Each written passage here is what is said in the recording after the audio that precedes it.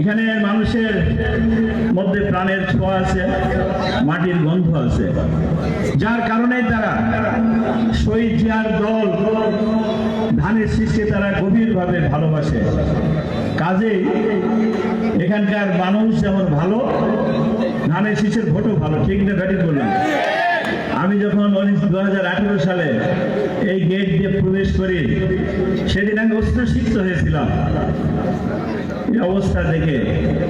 আমি যখন এখানে এসে গাড়ি থেকে নামার সঙ্গে সঙ্গে ফোন আসলো যে আপনি সাপাহারে কি করবেন, নিয়ামতপুরে লুটপাট শুরু হয়ে গেছে, সব দখল করে নিছে, ভোট কেটে কেটে ঢুকানো হচ্ছে।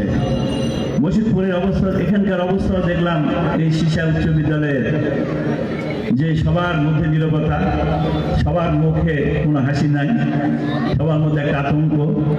আমিও চোখের পানি ফেলতে ফেলতে আমি যাওয়ার কথা ছিল তিলনা হয়ে সাপাহার। আমি সাপাহার না গিয়ে ফেরত গেলাম নিয়ামতপুরে।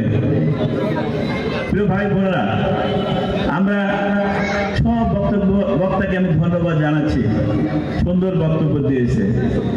আর বক্তব্যের মধ্যে সবচেয়ে গুরুত্বপূর্ণ বিষয় হলো, আমরা 17 বছর যে ভোটের জন্য আন্দোলন করলাম, সংগ্রাম করলাম, এই শিশাতে অনেকে মামলার শিকার হয়েছে, নির্যাতনের শিকার হয়েছে, অনেক অনেক। এর জন্য আমাদের অনেকের জীবন দিয়েছে, রক্ত দিয়েছে, অনেক মায়ের বুক খালি হয়েছে, অনেক পিতা তার সন্তানকে হারিয়েছে, অনেক শিশু সন্তান তার বাবাকে হারিয়েছে। এই বাংলাদেশে এই গণতন্ত্র প্রতিষ্ঠার জন্য, ভোটের অধিকার প্রতিষ্ঠার জন্য তাদের রক্তের মূল্যায়ন, তাদের স্মৃতিকে আমাদেরকে সম্মান জানানোর প্রয়োজন। যার জন্য আমাদের প্রিয় নেতা জনাব তারেক রহমান 17 বছর অনেক নির্যাতন ভোগ করে নির্বাসনে তাকে থাকতে হয়েছে বিদেশে। মা থাকে বাংলাদেশে, ছেলে থাকে বিদেশে, কারোর সাথে দেখা নাই এই 17 বছর। এবং মায়ের যে আমাদের প্রিয়, আমাদের দেশ মাতা বেগম খালেদা জিয়ার উপর যে মিথ্যা মামলা দিয়ে কারাবরণ, নির্যাতন, বাড়ি থেকে উচ্ছেদ, কি হয় নাই? এত কিছুর পরে আমরা ভোট দেওয়ার সুযোগ পেলাম 17 বছর পরে। তারপরও কেন আমরা আমাদের প্রাণের প্রতি ধানের শীষ আমরা তাকাই একটু গভীরভাবে?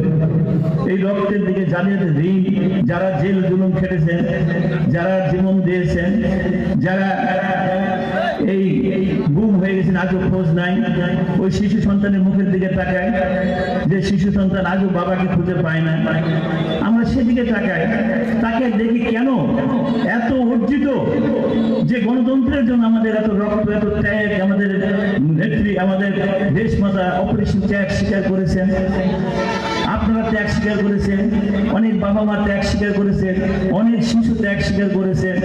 আজকে কেন নিজের সে প্রাণের প্রতীক ছেড়ে ব্যক্তিগত শত্রুতা, ব্যক্তিগত আশায়, যে আমার মনে হয় যে এরকম যে মোস্তাফিজুরের সঙ্গে বোধহয় এই তৌফিক সিয়ামের খুব ভালো গাঢ় সম্পর্ক, তাহলে তো আমি তো এই সুযোগ পাবো না কেন? আমাদের তো একজন নেতা আছেন, আমি যদি তৌফিক সিয়ামের কথা শুনে যে অন্যায় করি, কারো বিচার দেওয়ার তো জায়গা আছে, কোথায় সেই জায়গা? তারেক রহমান, তারেক রহমান তো একদম আপনার ইয়ে দিয়ে দিয়েছে, পোস্টার দিয়েছে, স্ক্যান করা আপনার যে গোল ইয়ে দিয়েছে, আপনার সব আছে। আপনি ইচ্ছা করে তারেক রহমানের সাথে ফোনে কথা বলতে পারবেন, যে কোনো মোবাইলের দোকান হচ্ছে। কেন তাহলে? আর কি সেই সময় আসবে যে পিছনের রক্তাক্ত বাংলাদেশ? এটা তো আমরা কেউ চাই না। এমন একটা বাংলাদেশ চাই আমরা, চাই আমাদের নেতা চাই, তো বিএনপি ছাড়া। তাহলে কেন আমরা, আমি বিবেকের কাছে ছেড়েছিলাম সেসব ভাইদের। আমি মোস্তাফিজুর রহমানের এখানে কোনো, আমার কোনো জমাজমিও নাই, আমার এখানে কারোর সাথে কাজেও নাই, আমার এখানে কারোর আমি কোনো ক্ষতিও করিনি। আমি ছেলেবেলা থেকে মানুষকে কষ্ট দেওয়ার মানুষ না। আমি নিজের কথা বলতে চাই না। আমি নওগাঁ পাড়ের প্রতিটি উকিলকে জিজ্ঞাসা করবেন, আমি এত বছর চেয়ারম্যানি করেছি, কোনোদিন ওই নওগাঁ পাড়ের কোনো লোকের চা খাইছি নাকি? কোনো লোককে নিয়ে যায়, আমি পকেটের থেকে 10 টাকা খরচ হলে আমি দিয়ে তাদের উপকার করেছি। একটা যদি প্রমাণ দিতে পারে যে অমুক উকিল, কোনো উকিল সাহেব, জিজ্ঞাসা করে দেখবেন। আমি তো এটা চাইনি, আমি অর্থের পিছনে যাই না। আমি আল্লাহকে হাজির নাজির করি যে আমি এখনই যাব, কবরে চলে যাব, আর আমার এই ভালোবাসা, আমার এই স্মৃতি মানুষের মধ্যে থাকবে। দুনিয়াতে বেঁচে থাকতে যেমন পরতে পরতে পয়সার প্রয়োজন হয়, আখেরাতে আমরা আমার যখন মৃত্যু হবে তখন পরতে পরতে কে ভালো কাজগুলোর দরকার হবে। একটা কোনো আমার মনের ভিতরে নাই, কোনো হিংসা নাই, আমি কার কোনো অহংকার কেন করব? আমাদের নেতা দেখেন যে 25 তারিখে বলতে গেলে অনেক সময় না, আমরা মিরপুরে যাব, অনেক আবেগের কথা বলছি।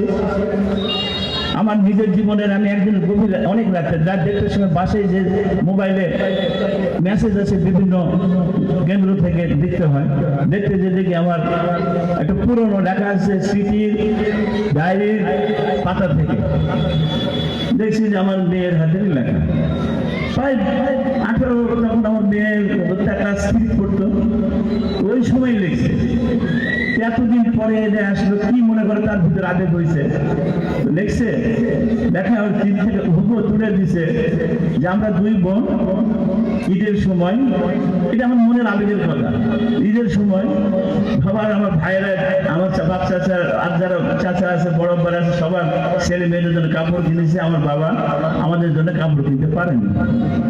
তাই আমরা খুব কষ্ট পেলাম, আমরা 2 বোনে একাকি ঘরের কোণে কাঁদলাম। তারপর সকালে আমার ওই ভাইয়েরা আমাকে ডাকলো যে আসো নতুন কাপড় দেখা দেখি করো, আমাদের কাপড় নেই দেখার জন্য ডাকছে, যে আমাদের সাথে সঙ্গ দিছে, দেখছে। তো ঘরের ভিতরে 2 বোন গলা ধরে খুব কান্নাকাটি করছে। তা আমি গভীর রাতে, অনেক রাতে বাসায় আসলাম, তো মা বলছে যে এরকম ওরা কান্নাকাটি করছিল কিছু জন্য। তখন আমি ডাকে, রাত ঘুমিয়ে গেছে, ডাকলাম না। সকালে বললাম মা তোমরা শোনো, তোমরা তো সবসময় দেখছো উপরের দিকে তাকায়, নিচের দিকে তাকায় দেখো তো, যখন স্কুলে যাও হেঁটে রাস্তার পাশে তোমার যে খারাপ কাপড় কেউ পরে কি পরে না, সেই দিকে তাকাও, সবসময় উপরের দিকে তাকাও, এই মানুষের দিকে তাকায় দেখো। তোমরা ধৈর্য ধারণ করো, তোমার ভাবো অনেকের এই ঈদের দিনে তোমার তো কাপড় আছে, কত ঈদে কাপড় কিনে দিছি, আর আগে ঈদও কেউ কাপড় কিনতে পারেনি, অনেক বাবা আছে, অনেক মা আছে, তাদের সন্তানরা কতটা দুঃখ প্রকাশ করে। তা আমাদের এটাই ভাবতে হবে। আমাদের নেতাটা কিন্তু শহীদ জিয়ার মতো, শহীদ জিয়ার প্রতিচ্ছবি, তার কিছু নাই। শহীদ জিয়া আজকে তারেক রহমানের দেখেন, ঢাকায় যখন মাটিতে প্রথম অবতরণ করলো বিমানবন্দরে, রানওয়ে থেকে নেমে ওই হেঁটে যখন ঢাকার মাটিতে পা রাখলে, পায়ের জুতা খুলে মাটিটাকে মুখে চুমু দিয়ে কি বলে, আল্লাহর কাছে শুকরিয়া দেন, হে আল্লাহ দীর্ঘ 17 বছর আমার প্রিয় মাতৃভূমি, যে মাতৃভূমিতে আমি মাটি পা রেখে স্পর্শ করলাম, আমি আসতে পারার জন্য তোমার লাখো কোটি শুকরিয়া আদায় করি। আর তোমার কাছে আমি সাহায্য রহমত প্রার্থনা করি, আমি যেন এই বাংলাদেশের এই দুটি মানুষকে ঐক্যবদ্ধ করে একটি আগামী দিনের মানবিক বাংলাদেশের পথে এগিয়ে যেতে পারি। এই প্রার্থনা করে তিনি লাখো মানুষের মধ্য দিয়ে মঞ্চে উঠে এসে ওই চেয়ারে, যে চেয়ার তার কাছে রাখা হয়েছিল, সেই চেয়ারে তিনি নিজে সরাই দিতে লাগলেন নিজে হাত দিয়ে। কেন? বলে যে আমি মানুষের সাথে থাকতে চাই, এই সাধারণ মানুষের সাথে থাকতে চাই। কি বলেছে আল্লাহ পাক? মানুষ মানুষের জন্য। তা আমরা সেই মানুষের, সাধারণ মানুষের সাথে থাকতে চাই। নিজের চেয়ার সরিয়ে দিয়ে সাধারণ চেয়ারে তিনি বসে গেলেন। এটাই হলো মানবতা, এটাই হলো আচরণ। প্রিয়